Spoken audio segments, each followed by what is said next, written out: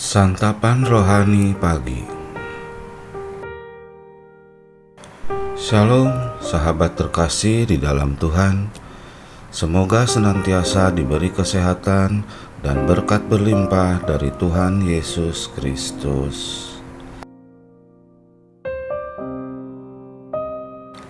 Bacaan dari kitab Mika bab 4 ayat 6, bab 5 ayat 1. Minggu 17 Oktober 2021. Penyelamatan Putri Sion. Pada hari itu, demikianlah firman Tuhan. Aku akan mengumpulkan mereka yang pincang, dan akan menghimpunkan mereka yang terpencar-pencar, dan mereka yang telah kucelakakan. Mereka yang pincang akan kujadikan pangkal suatu keturunan, dan yang diusir suatu bangsa yang kuat, dan Tuhan akan menjadi raja atas mereka di Gunung Sion, dari sekarang sampai selama-lamanya. Dan engkau, hai menara kawanan domba, hai bukit Putri Sion, kepadamu akan datang dan akan kembali pemerintahan yang dahulu, kerajaan atas Putri Yerusalem. Maka sekarang, mengapa engkau berteriak dengan keras? Tiadakah raja di tengah-tengahmu? Atau sudah binasakah penasihatmu? Sehingga engkau disergap kesakitan seperti perempuan yang melahirkan. Menggeliatlah dan mengaduhlah, hai Putri Sion, seperti perempuan yang melahirkan. Sebab sekarang terpaksa engkau keluar dari kota dan tinggal di padang.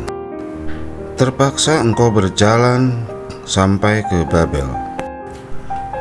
Di sanalah engkau akan dilepaskan, di sanalah engkau akan ditebus oleh Tuhan dari tangan musuhmu. Sekarang banyak bangsa berkumpul melawan engkau dengan berkata, biarlah dia dicemarkan, biarlah mata kita puas memandangi Sion. Tetapi mereka itu tidak mengetahui rancangan Tuhan. Mereka tidak mengerti keputusannya, bahwa Ia akan menghimpunkan mereka seperti berkas gandum ke tempat penggirikan.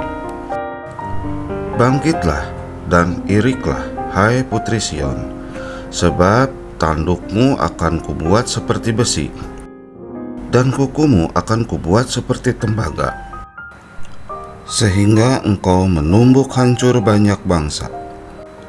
Engkau akan menghususkan rampasan mereka bagi Tuhan, dan kekayaan mereka bagi Tuhan seluruh bumi. Sekarang engkau harus mendirikan tembok bagimu. Pagar pengepungan telah mereka dirikan melawan kita. Dengan tongkat mereka memukul pipi orang yang memerintah Israel. Demikianlah sabda Tuhan. Syukur kepada Allah. Penyelamatan sempurna. Siapakah kita? Mungkin kita pernah menjumpai orang yang semula aktif dalam kegiatan gereja, lalu menjadi undur akibat kecewa terhadap sesama dan Tuhan.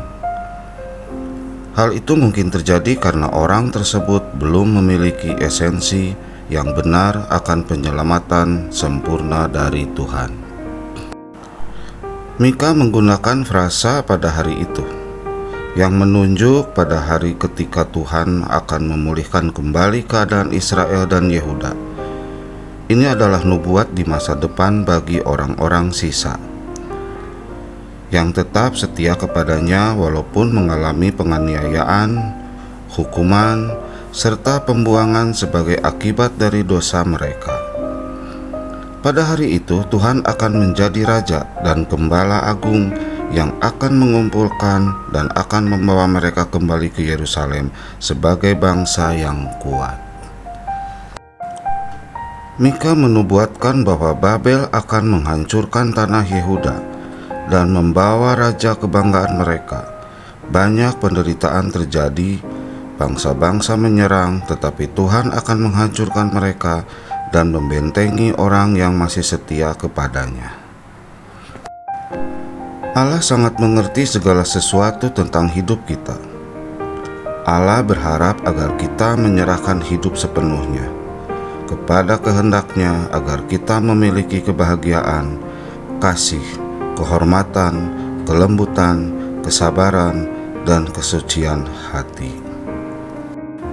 Dewasa ini kita tahu bahwa ada banyak korupsi dan ajaran keliru yang dilakukan oleh berbagai pihak, baik pemimpin agama, pemerintahan, maupun mereka yang punya potensi gagal iman.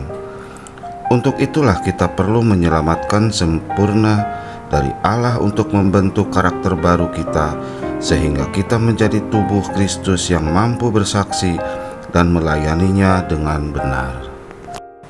Penyelamatan dari Tuhan bukan saja akan kita peroleh saat di surga.